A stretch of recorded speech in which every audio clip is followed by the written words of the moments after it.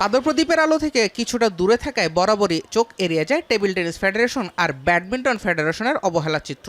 Indoor স্টেডিয়ামের অস্বস্তিকর পরিবেশ, নিরাপত্তার অভাব প্রতিনিয়ত ভোগাচ্ছে দেশের পতাকা বহন করা অ্যাথলেটদের।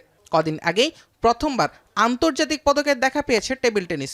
সেই সাফল্যের পর পরিবর্তন আশা করেছিলেন তারা, কিন্তু অবহেলার সেই পুরাতন চিত্রটা বদলায়নি এখনও।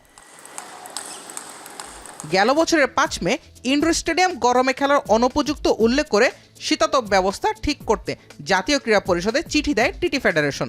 তবে চিঠি দেওয়ার ৯ মাস পরেও নেই কার্যকর উদ্যোগ। ফলে আরও একবার গরমের সময় খেলা চালানো নিয়ে শঙ্কায় ফেডারেশনের সাধারণ সম্পাদক।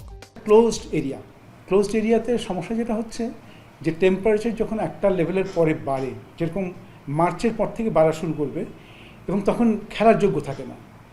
কিন্তু এর ভিতরে আমরা আমাদের প্রশিক্ষণ চালিয়ে যেতে হয়েছে অতীতে।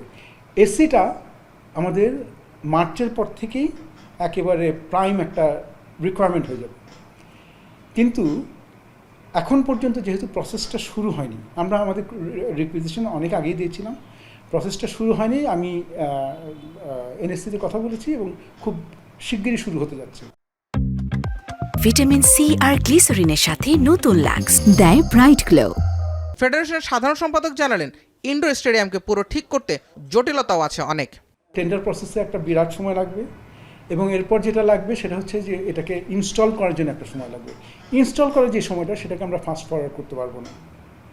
কিন্তু এটাকে ওভাররাইড করা যায় কিনা, আমি আমাদের সচিব মহোদয়কে বা সংশ্লিষ্ট যারা আছেন সবাইকে আমি অনুরোধ করব যে খেলাগুলি তো আর টুর্নামেন্টগুলি আন্তর্জাতিক টুর্নামেন্ট বা আমাদের প্রশিক্ষণ তো থেমে থাকতে পারে না, এবং এসিটা যখন প্রয়োজন নাই তখন যেন আমরা বন্ধ রাখতে পারি। সেজন্যে আমরা ইন্ডাস্ট্রিয়াল এক্সস্টের কথা চিন্তা করছি। কিন্তু সেই ইন্ডাস্ট্রিয়াল এক্সস্টে কিন্তু আমাদের টেবিল টেনিস এবং ব্যাডমিন্টন দুই খেলাটাই কিন্তু ব্যাহত হবে। এই বিষয়ে জানতে চাইলে জাতীয় ক্রীড়া পরিষদের ক্রীড়া উপসচিব আমিনুল এহসান মুঠোফোনে এখন টিভিকে জানান, পুরো বিষয়টি এখন পর্যন্ত দাপ্তরিক প্রক্রিয়ার অধীন, দ্রুতই এ ব্যাপারে কার্যকরী সিদ্ধান্ত নেওয়া হবে। জুবায়ের আহমেদ, এখন, ঢাকা।